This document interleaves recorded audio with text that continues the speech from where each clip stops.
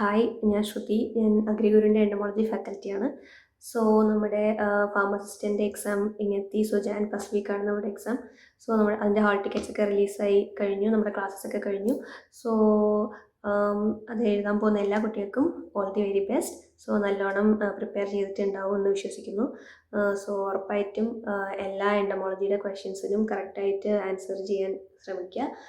ക്വസ്റ്റ്യൻസൊക്കെ നല്ലോണം വായിച്ചതിന് ശേഷം മാത്രം ആൻസർ ചെയ്യാം.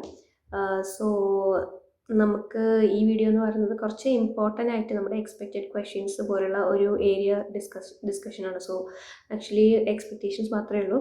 സോ നമുക്ക് കുറച്ച് മേ ബി വരാൻ സാധ്യതയുണ്ട് എന്ന് തോന്നുന്ന കുറച്ച് ഏരിയാസ് മാത്രം ഞാനിപ്പോൾ ഡിസ്കസ് ചെയ്യാം.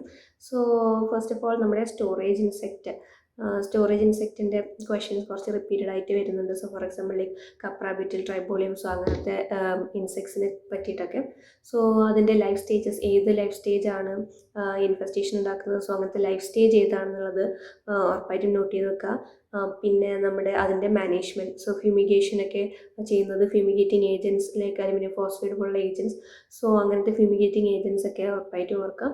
സോ ആ ഫ്യൂമിഗേഷൻ ഏജൻസിലോട്ട് വരുമ്പോൾ അതുപോലെ തന്നെ ഇമ്പോർട്ടൻ്റ് ആണ് നമ്മുടെ റോഡൻറ്റിസൈഡ്സ്, അതായത് like aluminium phosphate, barium carbonate പോലുള്ള റോഡൻറ്റിസൈഡ്സും ഭയങ്കര ഇമ്പോർട്ടൻ്റ് ആയിട്ടുള്ള ഒരു ഏരിയ ആണ്.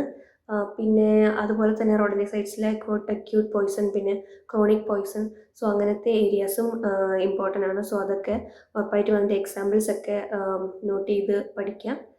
പിന്നെ നമുക്ക് ഇമ്പോർട്ടൻ്റ് ആയിട്ടുള്ള നമ്മുടെ ബയോളജിക്കൽ കൺട്രോളാണ്. സോ ബയോളജിക്കൽ കൺട്രോളിൽ നമുക്ക് വരുന്നത് ബയോളജിക്കൽ വീഡ് കില്ലേഴ്സ്.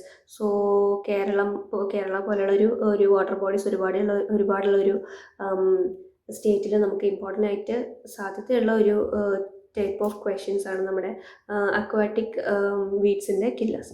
സോ അതുപോലത്തെ ഇൻസെക്ട്സ് ലൈക്ക് വാട്ടർ ഹൈസന്തിനാണെങ്കിൽ ഇപ്പോൾ വാട്ടർ ഹൈസന്ത് വീവിലുണ്ട്, ഐക്കോണിയ ബ്രൂക്കി, ഐക്കോണിയ ക്രാസിപ്പസ്, സോ അങ്ങനത്തെ ഇൻസെക്ട്സ് ഒക്കെ. സോ അതുപോലെ ഉള്ള മറ്റ് അക്വാറ്റിക് വീഡ് കില്ലേഴ്സിനെ കുറിച്ചും ഉറപ്പായിട്ടും നോട്ട് ചെയ്ത് പഠിക്കുക. അതിൻ്റെ സയൻറ്റിഫിക് നെയിംസും ഓർത്ത് വെക്കാൻ ശ്രമിക്കുക.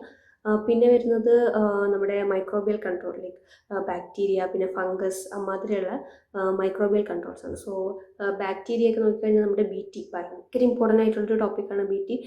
സോ ബേസിലസ് തുറിഞ്ചിയൻസിസ്, അതിൻ്റെ ഫുൾ ഫോം, പിന്നെ അതിൻ്റെ മോഡ് ഓഫ് ആക്ഷൻ, അതിൻ്റെ ഡെൽറ്റ എൻഡോടോക്സിൻ, പിന്നെ ടാർഗറ്റിംഗ് പെസ്റ്റ്, അതായത് ലെപ്പിഡോപ്റ്ററൻ പെസ്റ്റ്. സോ അങ്ങനത്തെ ഇമ്പോർട്ടൻറ്റ് പോയിൻറ്റ്സ് ഒക്കെ ഉറപ്പായിട്ടും നോട്ട് ചെയ്ത് വെച്ച് പഠിക്കുക. പിന്നെ അതുപോലെ തന്നെ ഇമ്പോർട്ടൻ്റ് ആണ് fungus. So fungus like Beauveria, Metarhizium, പെർപെരിസീലിയം, സോ അമ്മാതിരിയുള്ള ഫംഗൽ ബയോളജിക്കൽ കൺട്രോൾ ഏജൻറ്റ്, പിന്നെ അതിൻ്റെ ടാർഗറ്റഡ് ഇൻസെക്ട്സ്. സോ ഇതൊക്കെ പഠിക്കുക. പിന്നെ നമ്മുടെ cultural method, physical method, mechanical method, so ഇതിൻ്റെയൊക്കെ എക്സാമ്പിൾസ് ഉറപ്പായിട്ടും നോട്ട് ചെയ്ത് പഠിക്കുക. ഇന്ന മെത്തേഡാണെങ്കിൽ അത് ഏത് ടൈപ്പിൻ്റെ താഴെയാണ് വരുന്നത്.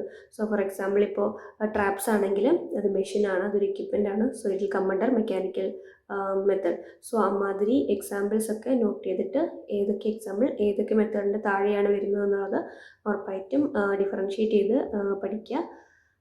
പിന്നെ നമ്മുടെ HPRൻ്റെ ഉള്ളിൽ ഒരുപാട് ടെർമിനോളജീസ് ഒക്കെ ഉണ്ട്. ഹോസ്റ്റ് പ്ലാന്റ് റെസിസ്റ്റൻസ്, സോ അതിനുള്ളിലെ ടെർമിനോളജീസ് ഒക്കെ ഡിഫറൻഷ്യേറ്റ് ചെയ്ത് പഠിക്കുക. പിന്നെ അതുപോലെ തന്നെ അതിൻ്റെ എക്സാമ്പിൾസും പഠിക്കുക. സോ ഇതൊക്കെയാണ് നമ്മുടെ മാനേജ്മെൻറ്റ് ആസ്പെക്ട്സിൽ വരുന്നത്. പിന്നെ നമ്മുടെ ഇമ്പോർട്ടൻ്റ് ആയിട്ടുള്ളത് നമ്മുടെ ടോക്സിക്കോളജി. സോ ടോക്സിക്കോളജിയിൽ ഓരോ ഇൻസെക്ടിസൈഡും ഏത് ക്ലാസ് ഓഫ് ഇൻസെക്ടിസൈഡിൻ്റെ താഴെയാണ് വരുന്നത് എന്നുള്ളത് പഠിക്കുക.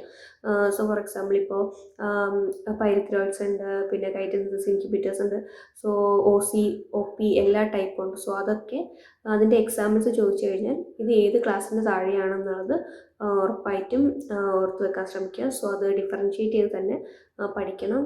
സോ അത് കറക്റ്റായിട്ട് ഓർമ്മ വെക്കാൻ ശ്രമിക്കുക. പിന്നെ ടോക്സിക്കോളജി കഴിഞ്ഞാൽ നമുക്ക് പിന്നെ അനാട്ടോമി, ഫിസിയോളജി ഒക്കെ ഉണ്ട്.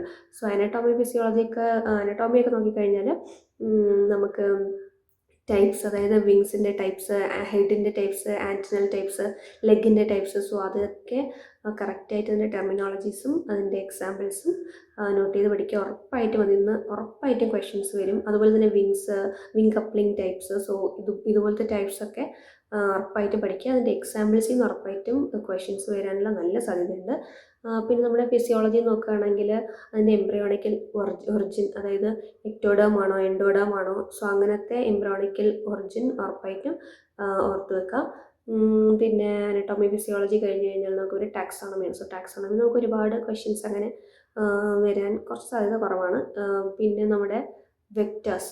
സോ വെക്റ്റേഴ്സ് നോക്കിക്കഴിഞ്ഞാൽ നമ്മുടെ വൈറൽ ഡിസീസസ് സ്പ്രെഡ് ചെയ്യുന്നത് ഏത് ഇൻസെക്റ്റ് ആണെന്നുള്ളത്, വൈറൽ ഡിസീസ്, ഫൈറ്റോപ്ലാസ്മൽ ഡിസീസൊക്കെ സ്പ്രെഡ് ചെയ്യുന്നത് ഏത് ഇൻസെക്റ്റ് ആണെന്നുള്ളത് ഉറപ്പായിട്ട് പഠിക്കുക. സോ വൈറ്റ് ഫ്ലൈ ആണോ, സക്കിങ് പെസ്റ്റ് ആണോ, ഉറപ്പായിട്ടും സക്കിങ് പെസ്റ്റ് ആയിരിക്കും.